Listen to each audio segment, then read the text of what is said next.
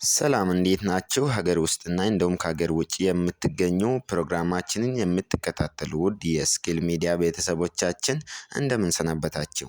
ይህ ቻናል ከሀገር ውስጥና ከሀገር ውጭ ለሚደረጉ ነገሮች ቶሎ ብለን መረጃን ለእናንተ የምናደርስላችሁ ስለሆነ ቻናሉን ሰብስክራይብ፣ ላይክ፣ ኮመንት መጻፍና ይህ መረጃ ለብዙዎች እንዲደርስ ሼር በማድረግ ጀምሩ።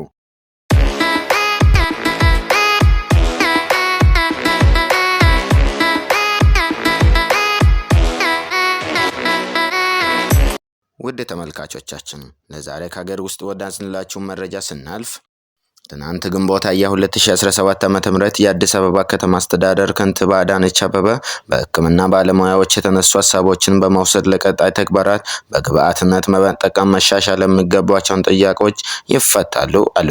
በአዲስ አበባ ከተማ አስተዳደር የላቀ የጤና አገልግሎት ለሀገር ብልጽግና በሚል መሪ ሀሳብ የጤና አመራሮችና ባለሙያዎችን ያካተተ ከተማ አቀፍ የማጠቃለያ ውይይት ተካሂዷል። የውይይቱ መድረክ ዓላማ ሀገራዊ ሁኔታዎች ላይ ተግባቦት መፍጠር እንዲሁም በተፈጠረው መግባባት መሰረት የጋራ ርብርብ ለማጠናከር ነው።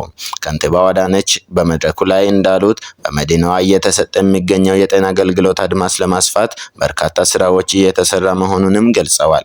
ለአብነትም ነባር የሕክምና ተቋማትን አቅም በማደራጀት እና የነበረባቸውን የግብዓት ችግር በመፍታት የ28 ነባር የሕክምና ተቋማት የተሟላ አገልግሎት መስጠት እንዲችሉ ተደርገው መዋቀራቸውን ጠቅሰዋል።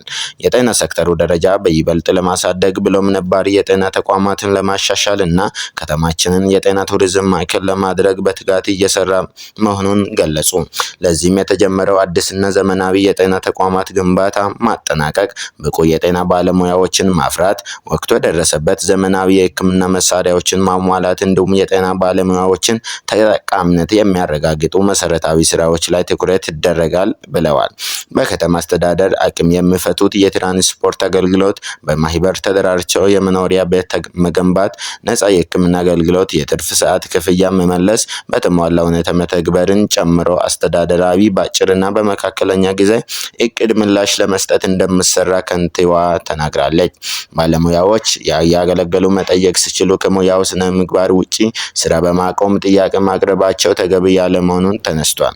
ከዚህም ባለፈም በሕክምና ባለሙያዎች የተነሱ ሀሳቦችን በመውሰድ ለቀጣይ ተግባራት በግብዓትነት በመጠቀም መሻሻል የሚገባቸውን ጥያቄዎች በአጭር በመካከለኛና በረጅም ጊዜ እንደሚሰራ አረጋገጡ። አሁን ደግሞ ከሀገር ውስጥ ወደ ያዝነው ሁለተኛ መረጃ ስናልፍ የ2017 ዓ.ም የረመዳን ተማሪዎች ፈተና ከግንቦት 25 እስከ ቀን 30 2017 ዓ.ም ይሰጣል ተባለ።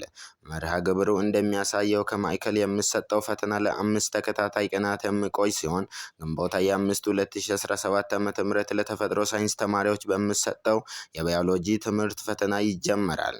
ነገር ግን በመላው እስልምና ሃይማኖት ተከታዮች ዘንድ የሚከበረው የኢድ አል አድሃ በዓል ምክንያት በማድረግ ፈተናው አርብ ግንቦት 29 2017 ዓ.ም የማይሰጥ መሆኑን መርሃ ግብሩ ያሳያል። ፈተናው ግንቦት 30 2017 ዓ.ም ለተፈጥሮ ሳይንስ እና ለማህበራዊ ሳይንስ ተማሪዎች በሚሰጠው የእንግሊዝኛ ትምህርት ፈተና እንደሚጠናቀቅ ይጠበቃል።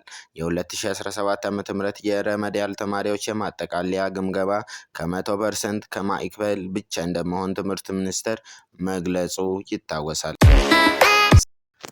ወደ ስፖርት መረጃችን ስናልፍ ባህር ዳር ከተማ በአርባ ምንጭ ከተማ ተሸነፈ።